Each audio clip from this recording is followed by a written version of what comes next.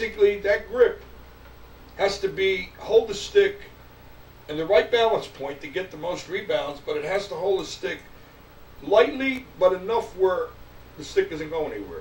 There's a muscle right in here that you have to develop to get this just right, where the stick is not moving, but yet it can rebound. I don't recommend using different size sticks for different size groups.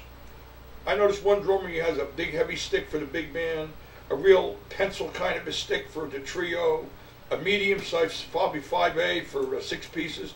I believe that a drummer should be able to control his volume with one size stick, because your hands are that sensitive, where if this is a 5A ProMark stick here, my grip is used to this stick. Now if you were to put a large parade stick in my hand, I have to alter my grip to play the same way. As soon as I touch this stick, it automatically goes in place because the muscle memory and the muscle is used to this size stick.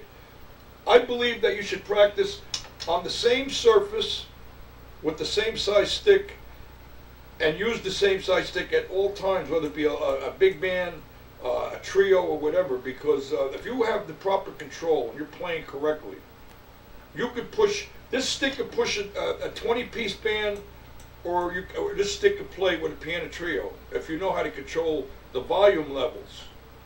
The same thing with cymbals. There's guys that say, well, these are the cymbals I use for the big band, these are the cymbals I use for the trio. You should be able to control one set of cymbals for everything.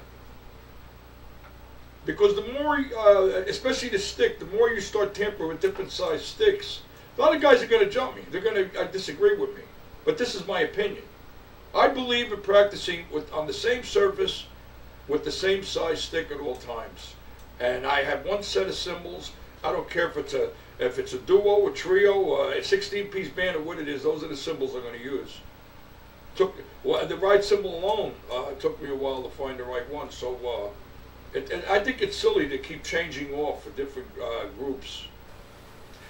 There's a lot of drummers that don't really know how to hit a drum properly. Striking a drum properly is very important for a lot of reasons. When you're coming away from the drum or pad, especially on a drum, you're drawing a different kind of a sound than a choke sound going into the drum. I've seen guys do that. In other words, what they're doing is they're going downward instead of upward. I'll give you an example here. They're going this way. They think they're hammering a nail into a piece of wood. This is what you would do if you had a hammer. Basically, the correct way to hit a drum is just the opposite. You're starting at this point, and the stick is going one motion upward. This is the correct way to strike a drum. Now you can actually see the difference if I go downward or upward. This is the wrong way. First of all, when you hit the drum, the stick stops here, and then you have to make another motion to bring it back.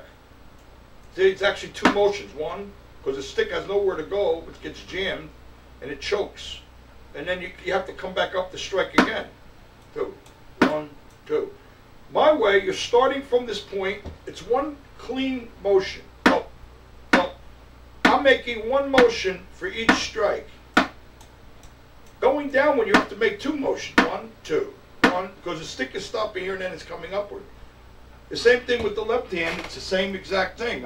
When you're coming away, it's all one motion. The other way is this way.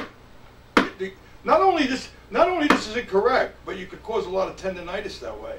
You can cause tendonitis in the forearms, because what you're doing is you're jamming the stick and has nowhere to go. Then you have to come back up. So one motion upward. I guess you could actually see it if I change.